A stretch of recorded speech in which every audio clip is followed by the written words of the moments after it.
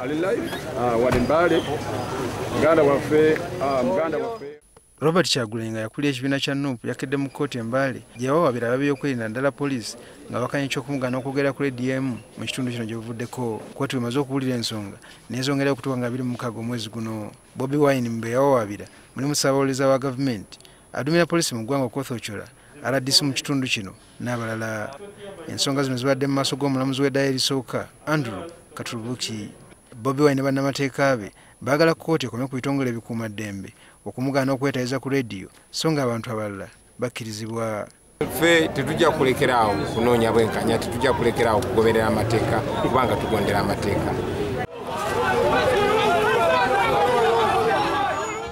Ono bw'avudde mu kkooti asanze abantu bamulindire wabweru naddala ku nguudo ku Republic Street ssaako oludde Palitsa.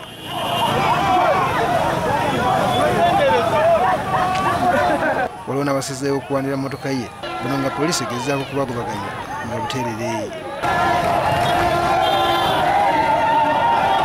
Ekiddiridde wadde kuba kuba mu tiyagaazi.